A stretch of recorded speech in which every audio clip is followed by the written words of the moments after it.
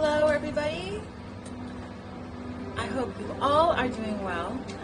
I just did a video on a book called Secret Pizza Party and how Mayor de Blasio back in 2016, I guess regarding fundraising, read this book to children in a library. And this book is big on secrecy and what appears to be grooming children, setting them up to be abused, and the child welcoming that and seeing secrecy and secret handshakes as a positive. So this book promotes sexual abuse in a subtle way, and there were a lot of reviews from parents who were outraged by this book. And that's what I talked about on my previous video.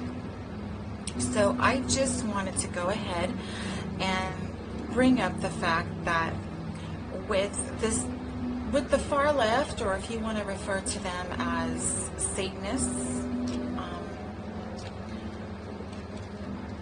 we've had a struggle with this group who want to eradicate God, prayer from our schools, eradicate any word of God in our Pledge of Allegiance, or they want to eradicate any patriotism in our schools.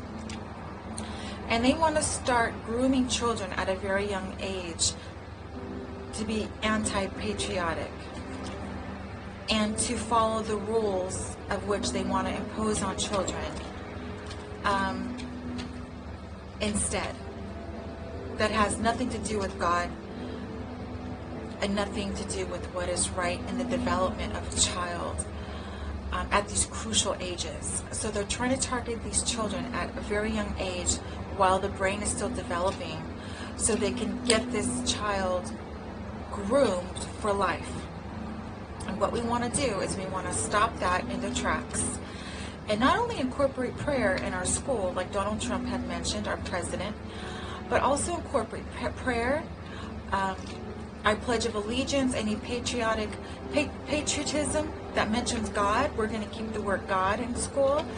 But most importantly, or just as importantly, incorporating indicators of potential abduction or sexual abuse by any adult. It doesn't matter if the child knows the adult or doesn't know the adult. How to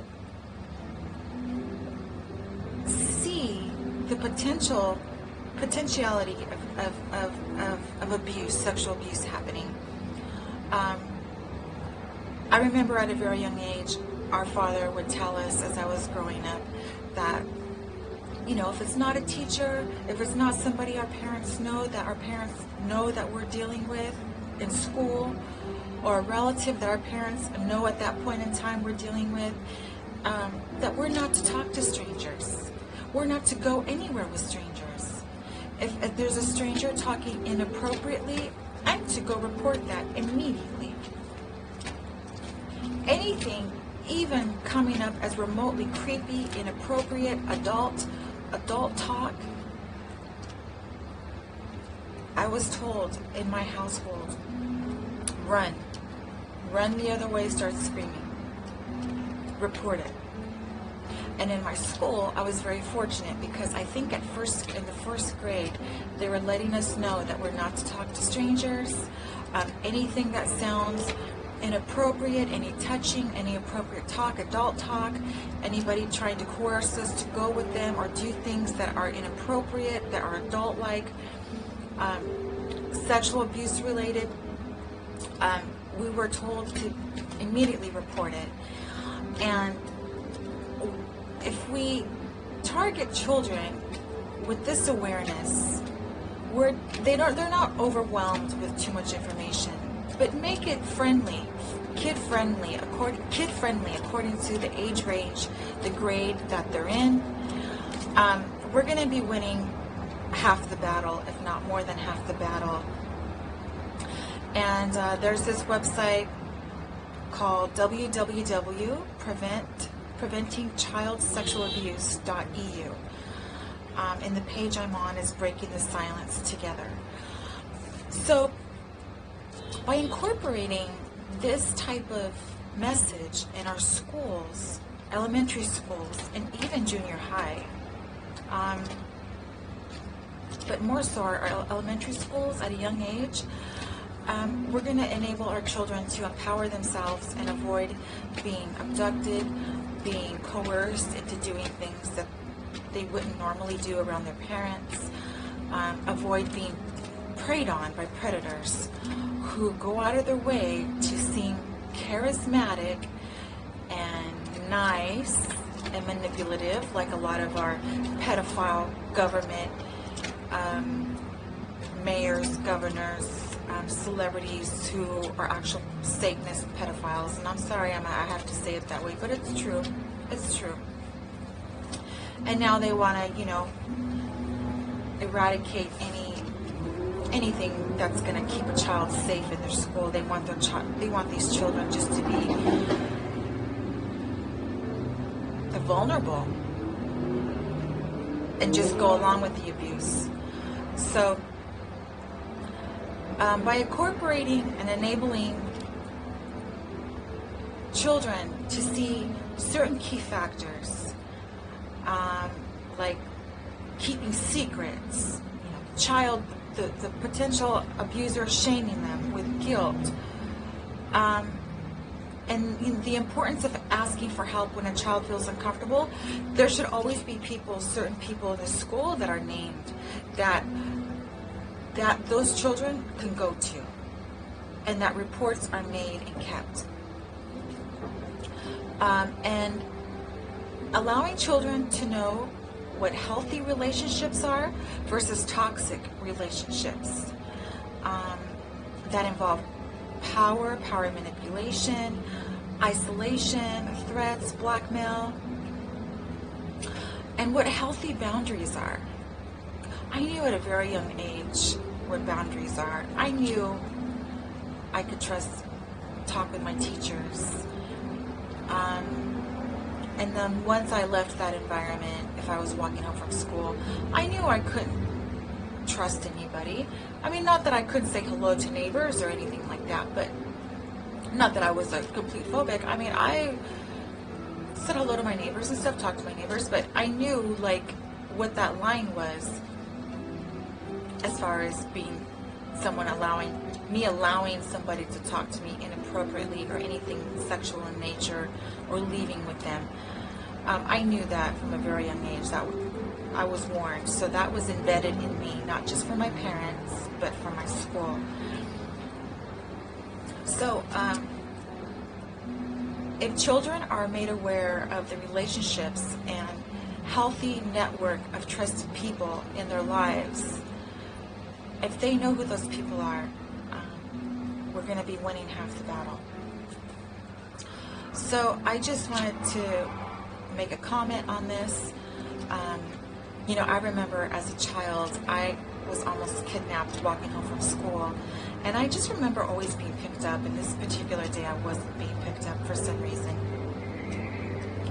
And these men in a car, 2 men, were circling the block. And as they kept circling the block, they were always kind of going really slow, staring at me. I ended up getting really scared. My intuition kicked in.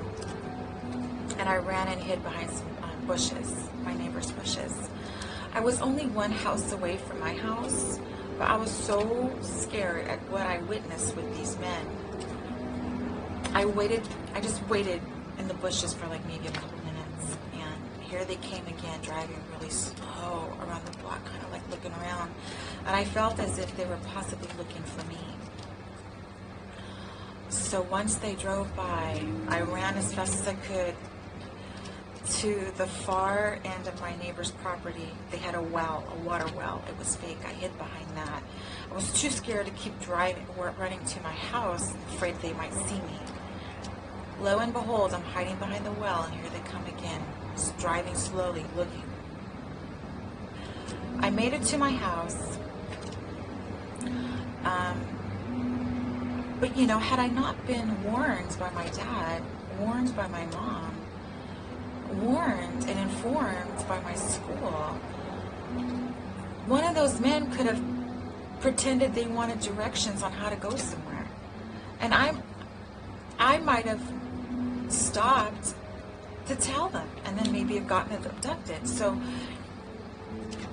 having this message in our schools that is age appropriate, that's not going to overwhelm a child, is very crucial.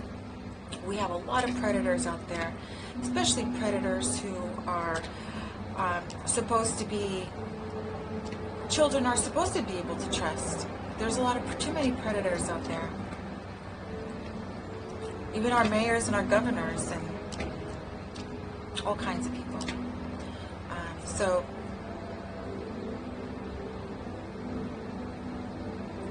helping children identify healthy boundaries, a healthy coexistence that's based on mutual respect, violence-free. You know, all this violence that's been in movies and stuff, you know, they're trying to really desensitize children to accept all this crap, to help, you know, sneak in that abuse little by little. So, children are children. Let's allow them to be children, and let's empower the children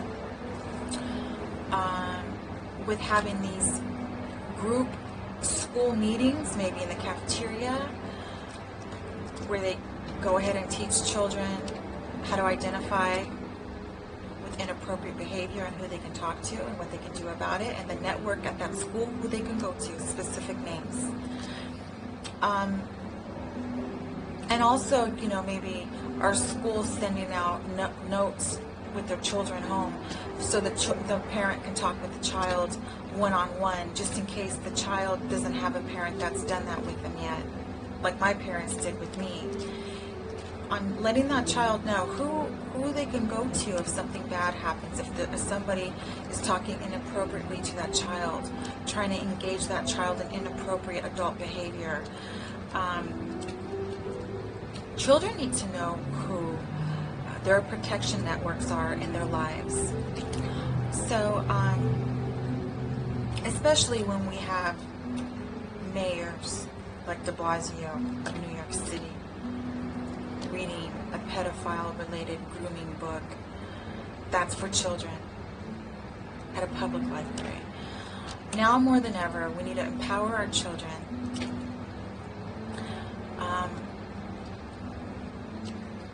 So we can keep our children safe. Alright guys, I hope this was helpful. Let's get back patriotism in our schools, prayer in our schools. Let's not leave out the Word of God when there's the Pledge of Allegiance or anything like that.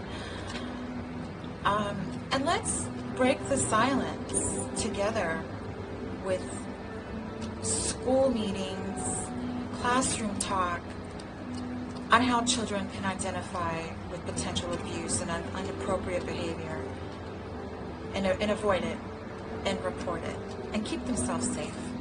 Alright guys, I hope I haven't missed anything, left out anything. I will talk to you soon on the next video. Thank you for watching.